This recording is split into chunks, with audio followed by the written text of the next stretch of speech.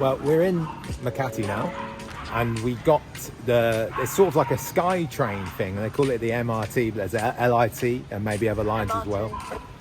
And it was really cheap and quite easy to do as well. But we were trying to get what's called a beat card, which is like a preloaded, prepaid card, but they just run out of them at every station apparently.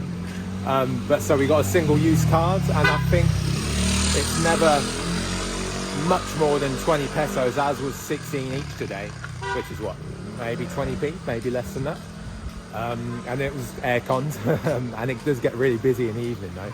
And so we went to Makati, so mainly I could sort out my visa extension, which they were really nice. My advice would be to actually, wear proper clothes. Like, people were getting turned away if they were like in vests and shorts and stuff. So, wear a shirt, wear a t-shirt and trousers if you've got them to go in.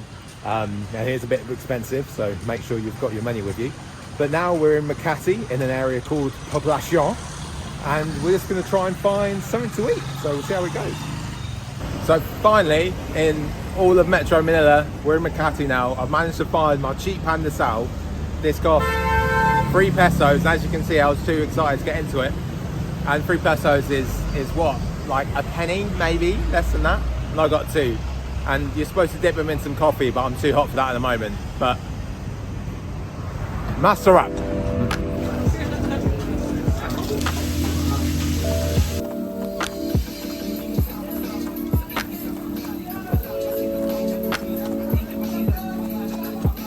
Good morning, and you find me on the streets of Makati in Metro Manila, and look at this lovely specimen, which I'm going to mispronounce this, chicken Isaw. Isaw, and this is the chicken intestines, and it's been barbecued, and it smells lovely, I must admit. Let's go in for it.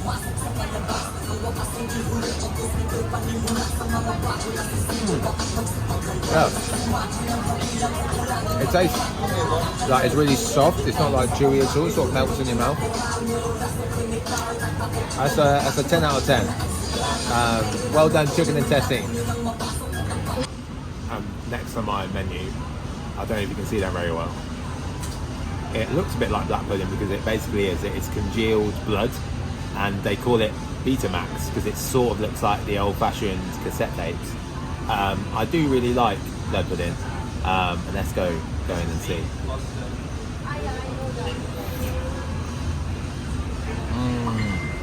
Yeah. Oh my god. I wasn't expecting to like that. But it's like black pudding with like more texture, and it's barbecued. It's so nice. It's really tasty. I would 100% recommend it. Well done.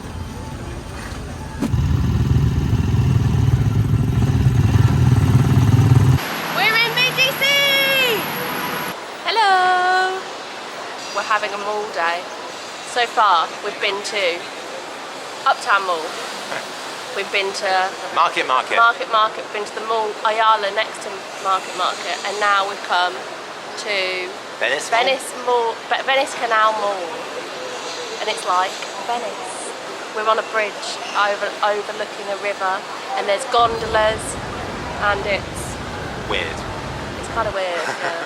It's like fake Venice. The malls here are huge, aren't they? Yeah. But also, the malls here are huge, but they do seem to have like just very Western stuff. Like Marks and Spencer's and Adidas and stuff like that. Yeah, and all of the food is like fast food. They love the fast food. There's so much food, like. There's too much to choose from. You get a bit panicky trying to pick lunch. Yeah, I get analysis paralysis. I want to pick the best thing, but it's just not possible. There's too much stuff. And as soon as you go into somewhere and you come out, there's something better around the corner. Good morning. We're here in Quezon City now, in the university, the massive university campus. And we're at Mang Larry's Isawan to try some Isaw, which is intestine. And so we're going to see how it is. But this is already student in the area, so there's lots of street food. And apparently this is the best in Metro Manila, so we've been told. So I'm very excited.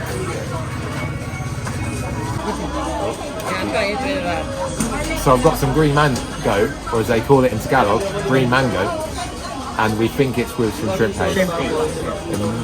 Is it spicy? Slightly. We'll see. Not that spicy.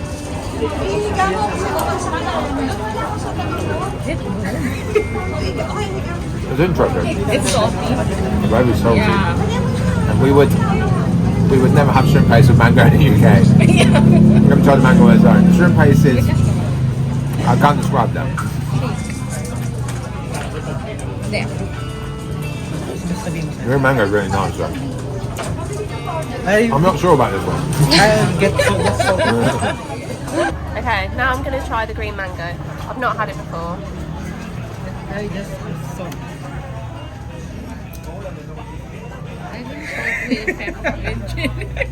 What's, Just right with salt. You don't like it. Sour. what do you think? I like the green mango. Yeah, the shrimp paste is an acquired taste. An acquired taste, I think. I'm just not used to it. Maybe in 6 months' time we'll be used to it and we'll like it. But the mango's nice. I'll try it with salt now. Better with salt. That's a lot. That's nice. It's better than the shrimp paste. Yeah. So we've got an inside feast here. We have some quail eggs, which are very, very nice and tasty. Then we've got lots of bits. So I think we've got special in Isaw. Isaw. Isaw. We'll find out what's special about it in a moment. We've got stomach, which is called bulaklak, I think. Then we've got the little intestine is chicken Isaw. Then we have pork Isaw, which is bigger. Then we have pork ear, which I'm very looking forward to. And then gizzards of something. And then is this just chicken? Chicken ass. Chicken. Chicken behind. We call that the parson's nose. Right, cleric nose. And vinegar. And we've got vinegar and some sweet sauce. Let's eat. Right, I've got some pork Isaw. Let's give it a go.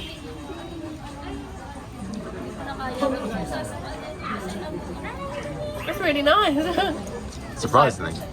Crispy and barbecuey on the outside, and then nice and soft on the inside. Very good. And now we've got kwek kwek, which is a quail's egg, obviously deep fat fried because it's the Philippines, or pattern anyway. I'm going to try on its own first, I think.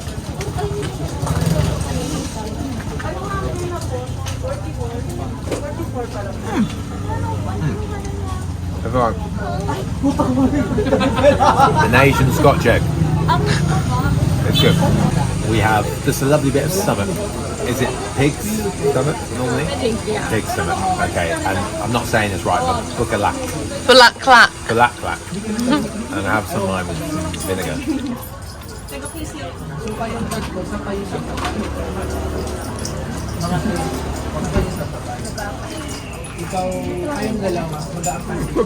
It tastes almost beefy, it's nice. It's got a nice chew to it.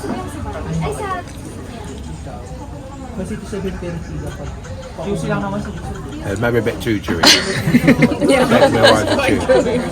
I think I prefer the intestine to the stomach so far. Sorry, pig, but your intestine tastes nicer. So now I'm going to try the chicken gizzard. Let's give it a go. It looks nice and charred around the outside.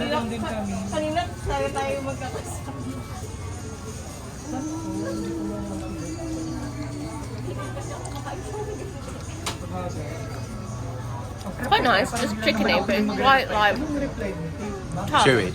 Tough and like leathery. I don't know how to describe it. Tastes nice, but maybe the texture is a bit. It's like okay, so now I've got the chicken butt. otherwise known as the parson's nose. I'm a bit scared of this. If anyone who's prepared a chicken knows if you squeeze it, there's a bit of something that comes out. So let's give it a go.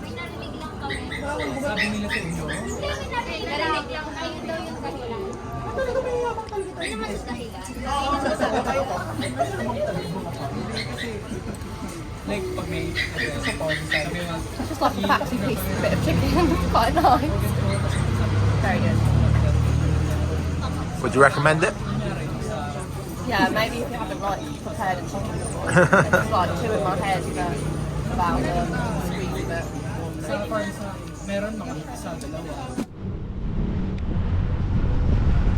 Good morning from another day in Manila. We are attempting to get to Intramuros today and Quiapo. We want to go in the UV. We're trying out the UV Express and see if we can find it. We don't know where it is. We know that it picks up at Mega Mall, but that's about it. And we don't know how long it's going to take either. So wish us luck. But we want to see some old Manila today. Sweating already. Let's go. So we ended up getting the UV Express. It was actually really easy from Mega Mall to Quiapo. It was only 40 pesos each, and it took about an hour, there was lots of traffic. So it was still a long time, but you know, you should leave early.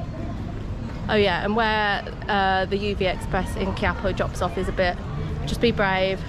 It's kind of a bit random. It sort of doesn't look like a stop, but you just got to walk across the street towards Quiapo Church. We just had a look there, but it was so busy, so we just ended up going across the bridge to Intramuros. Quiapo is where the Black Nazarene is in the church, and there's also a big food market, but it was so busy because it's Friday Mass, so we just decided to come to Intramuros. And now we're in Intramuros, which is the old colonial part of Manila. Let's see what we can see.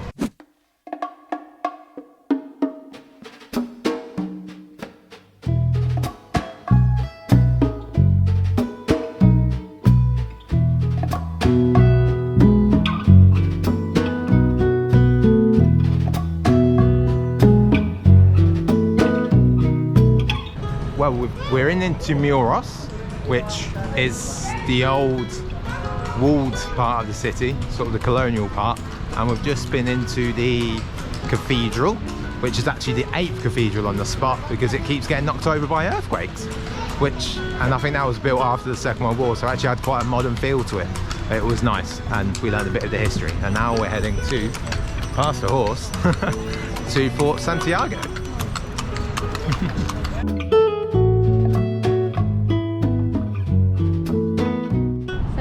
Ruins for the American barracks during World War II. Second president of the Philippines was incarcerated here, and there's all bullet holes all over the walls. Incarcerated by the Japanese though. Incarcerated by the Japanese.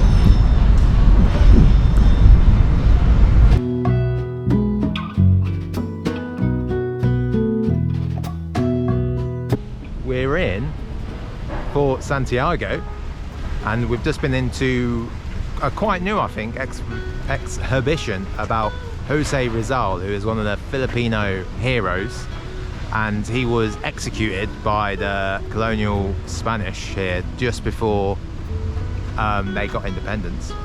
And he's quite interesting. He was a bit of everything. He was a doctor, a poet, an author, a playwright, a translator, and so he wrote a couple of plays and a famous essay called El Filibusterimo, I think, which he was maybe the basis of like an independent Philippines, and so he was accused of fanning the flames of the rebellion and leading it, although he denied that, and was executed for it. So it's very interesting, and hopefully we're going to go to Rizal Park today, where there's another monument to him. So I will recommend the exhibition in Fort Santiago. I think you have to pay to get into Fort Santiago, but the exhibition is free, and it's quite moving.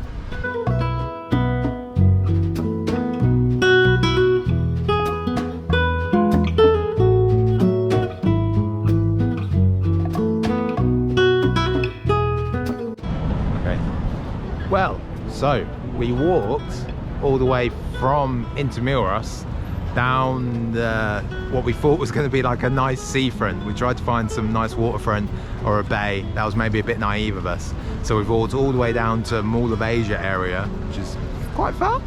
Leika's feet hurting now.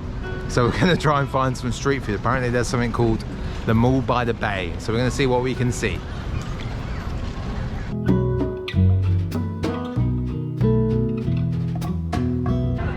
So we thought that there was going to be street food along here, but turns out there's not. So we went into the mall and got some Korean corn dogs instead. And we're going to watch the sunset. There's like a fairground behind us. That's what all the screaming is about. So it just sort of ruined the peaceful tranquility of the sunset.